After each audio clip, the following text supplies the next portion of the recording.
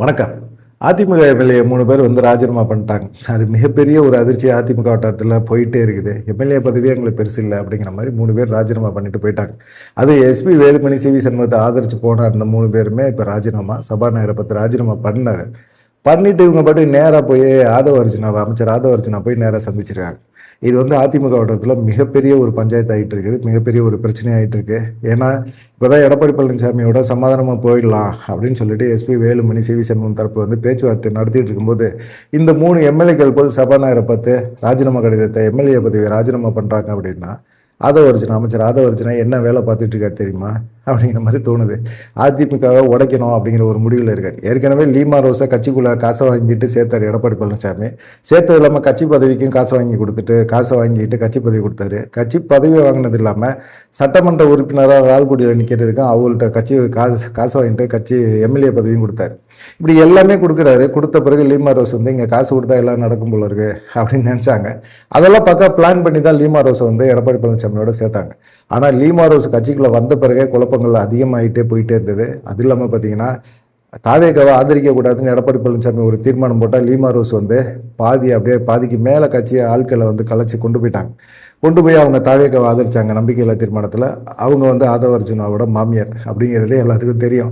விஜய் மூலமாக அதிமுகவை 2ஆக உடச்சி இப்போ அதிமுக துண்டாக நிற்கிது. இப்போ வந்து என்னன்னு கேட்டிங்கன்னா வேலுமணி தரப்பு மேலே வந்து எடப்பாடி பழனிசாமி சபாநாயகர், ஆளுநர் இவங்க எல்லாத்துட்டையும் புகார் கொடுத்தாங்க. இந்த புகாரின் அடிப்படையை காரணமாக வச்சு விஜய் வந்து அமைச்சர் பதவி கொடுக்கல. நாளைக்கு எது வேணாலும் நடக்கலாம். கட்சி தாவல் சட்டத்தில் எம்எல்ஏ பதவியை பறிக்கலாம். அப்படி எம்எல்ஏ பதவியெல்லாம் பறிச்சிட்டாங்க அப்படின்னா என்ன பண்ணுறது? அதனால வந்து பிரச்சனைகளை நம்ம சமாளிக்க முடியாது அப்படின்னு சொல்லிட்டு விஜய் தரப்பு என்ன யோசிச்சாங்க அப்படின்னா, நீங்கள் வந்து கட்சி பதவி எம்எல்ஏ பதவியெல்லாம் ராஜினாமா பண்ணிருங்க. நீங்கள் பண்ணிட்டு 25 பேருமே தாவேகாவில் விசில் சின்னத்தில் நின்று ஜெயிச்சிருங்க. அதிமுக அப்படிங்கிற ஒரு கட்சி வேணாம். நீங்கள் ரெட்டையிலை சின்னத்தில் நின்றனால தானே எடப்பாடி பழனிசாமி உங்கள் மேலே புகார் கொடுக்குறாரு. நீங்கள் ராஜினாமா பண்ணிருங்க அப்படின்னு ஆதவ அர்ஜுனா, விஜய் இவங்கெல்லாம் வந்து இந்த 25 எம்எல்ஏக்கும் அட்வைஸ் பண்ணுறாங்க. எப்படி ஆதரவு தேவைப்படுது. அது இல்லாமல் திமுக கட்சி கூட்டணியிலேருந்து வந்தவங்க கூட நிபந்தனையற்ற ஆதரவு, நாங்கள் வெளியே இருந்து ஆதரவு கொடுக்குறோம்னு சொல்லி விஜய் பயமுத்திட்டே இருந்தாங்க. அது அந்த மாதிரி சூழ்நிலையில் இவங்க 25 பேர் ஆதரவு கொடுக்குறேன்னு சொல்கிறாங்க. 25 பேர் ஆதரவு கொடுக்குறாங்க அப்படின்னா மிகப்பெரிய ஒரு ஆதரவு. 7 அமைச்சரவை கேட்குறாங்க, ஒரு 6-7 வாரிய தலைவர் பதவி கேட்குறாங்க. அதெல்லாம் கொடுக்குறேன்னு விஜய் ஒத்துக்கிட்டார். ஆனால் திமுகவில் இருந்து வந்த கூட்டணி கட்சிகள் விசிகா, காங்கிரஸ், கம்யூனிஸ்டுகள், ஐஏஎம்எல் இவங்க எல்லாமே என்ன சொல்கிறாங்க, அமைச்சர் பதவி எங்களுக்கு கொடுங்க. நீங்கள் வந்து அவங்கள்ட்ட அதிமுகவில் பிரிஞ்சு வந்து ஆதரிக்கிறாங்கல்ல, அவங்கள நீங்கள் அமைச்சர் பதவியில் கொடுத்தீங்கன்னா நாங்கள் உங்களுக்கு கொடுக்குற ஆதரவை மறுபரிசீலனை செய்வோம் அப்படின்னு வேற மிரட்ட ஆரம்பிச்சிட்டாங்க. விஜய் இவங்க இந்த 25 பேருமே நமக்கு ஆதரவு கொடுக்கறது மிகப்பெரிய விஷயம்தான். ஆனால் சட்ட சிக்கல் இருக்குது. இந்த சட்ட சிக்கலை தாண்டி அவங்க வந்து ஜெயிச்சு வர்றதுங்கிறது மிகப்பெரிய ஒரு விஷயம். அதனால அவங்க ரெட்டையிலை சின்னத்தில் நின்று ஜெயிச்சனால தானே அவர் எடப்பாடி பழனிசாமி சபாநாயகர், ஆளுநர்லாம் புகார் கொடுக்குறாரு. எம்எல்ஏ பதவி ராஜினாமா பண்ணுங்க, உங்களுக்கு நான் அமைச்சர் பதவி கொடுக்குறேன் அப்படிங்கிற மாதிரி ஆதவ அர்ஜுனா மூலமாக பேச ஆரம்பித்தாங்க. இது வந்து அவங்க ஏற்றுக்கவே இல்லை. எப்படி நாங்கள் வந்து ஏற்றுக்க முடியும்? அதிமுக அப்படிங்கிற ஒரு அடையாளத்தோடு வாழ்ந்துட்டு இருக்கோம். இந்த சமயத்தில் நீங்கள் சொல்கிற மாதிரிலாம் எங்களால் கேட்க முடியாது. நீங்கள் அமைச்சர் பதவி கொடுத்தாலும் சரி, கொடுக்கலனாலும் சரி, எங்களை விட்டுருங்க, ஆளை விட்டுருங்க அப்படின்னு சொல்லிட்டு விட்டுட்டாங்க. ஆனால் வேலுமணி அதுக்கப்புறமா என்ன சொன்னார், மக்கள் கொடுத்த தீர்ப்பு தாவேகாவை ஆதரிச்சோம், அதனால எங்களுக்கு ஒன்றும் பெருசாக இல்லை, நாங்கள் அமைச்சர் பதவியெல்லாம் கேட்கல, அவங்க கொடுக்குறேன்னு சொல்லவே இல்லை, நாங்கள் அமைச்சர் பதவியும் கேட்கல அப்படிங்கிற மாதிரி சொன்னார். எடப்பாடி பழனிசாமியோட சமாதான பேச்சுவார்த்தை நடத்தினார். சமாதான பேச்சுவார்த்தை நடந்து எடப்பாடி பழனிசாமியோட காம்ப்ரமைஸ் ஆகிட்டார். இந்த மாதிரி சூழ்நிலையில் வேலுமணி தரப்புலேருந்து ஆதரித்த 3 பேர் வந்து என்ன செஞ்சிட்டாங்க, டக்குன்னு ராஜினாமா, தங்களுடைய எம்எல்ஏ பதவியை ராஜினாமா பண்ணிட்டாங்க. Dharapuram MLA Sathyabama, Perundurai MLA Jayakumar, Madurantakam MLA Maragatham Kumaravel இவங்க 3 பேருமே வந்து பார்த்திங்கன்னா எம்எல்ஏ பதவியை ராஜினாமா பண்ணிவிட்டு சபாநாயகர்கிட்ட போய் தங்கள் பதவியை ராஜினாமா பண்ணிட்டோம் அப்படின்னு சொல்லிட்டு நேரடியாக அமைச்சர் ஆதவ அர்ஜுனாவை போய் சந்திக்கிறாங்க. எப்படி இருக்கும்? மிகப்பெரிய ஒரு விஷயம். இந்த விஷயம் அதிமுக வட்டாரத்தில் மிக பரபரப்பாக பேசப்படுது.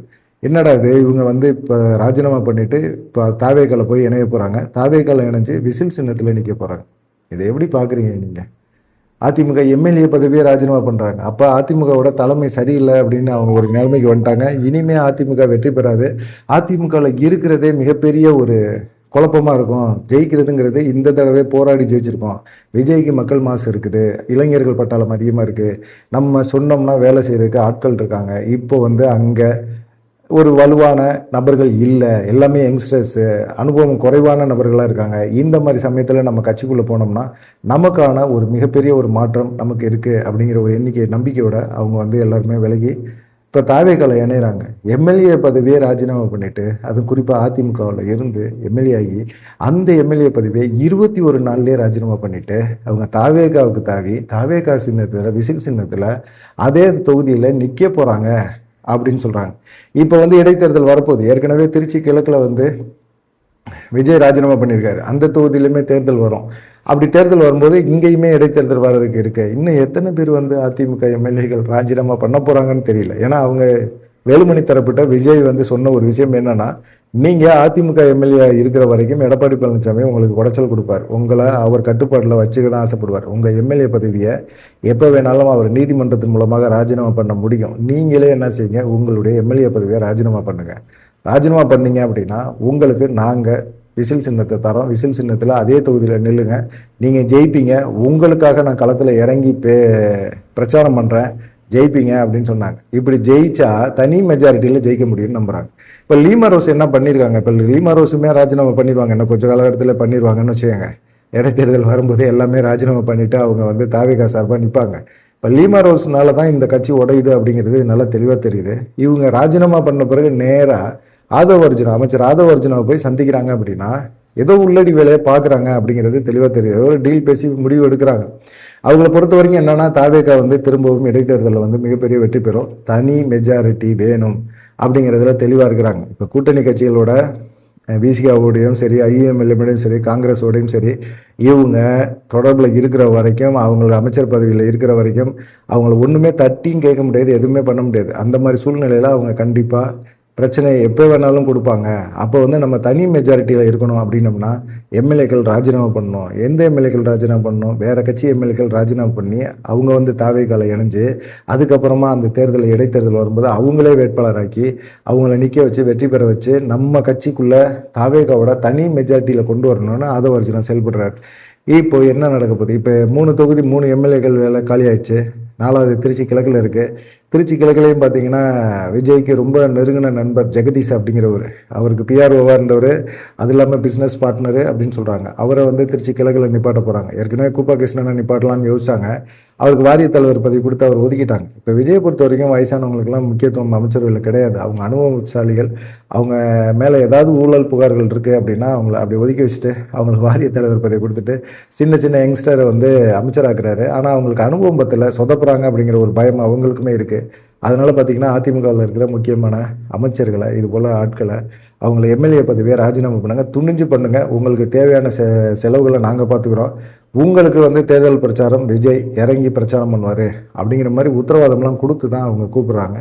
இப்போ 3 எம்எல்ஏக்கள் என்ன ராஜினாமா பண்ணியிருக்காங்க. இது அதிமுக வட்டத்தில் ரொம்ப பரபரப்பாக இருக்குது. என்ன பண்ணுறதுன்னு தெரியல. இன்னும் எத்தனை அதிமுக எம்எல்ஏக்கள் பதவி விலக போகிறாங்க, எம்எல்ஏ பதவி ராஜினாமா பண்ண போகிறாங்கங்கிறதுக்கும் குழப்பமாக இருக்குது. ஒருவேளை இடைத்தேர்தல் கிட்டத்தட்ட வந்து தாவேக்காவை தனி மெஜாரிட்டியில் கொண்டு போய் வச்சிருச்சு அப்படின்னா அவர் விசிகா, கம்யூனிஸ்ட், காங்கிரஸ், ஐஎம்எல் இந்த கட்சிகளோட கூட்டணியை முறிச்சிருவார் அப்படின்னு சொல்கிறாங்க. உங்களுடைய கருத்து என்ன அப்படிங்கிறத மறக்காமல் கமெண்ட் பண்ணுங்கள். நன்றி, வணக்கம். தொடர்ந்து நம்ம சேனலுக்கு சப்போர்ட் பண்ணுங்கள்.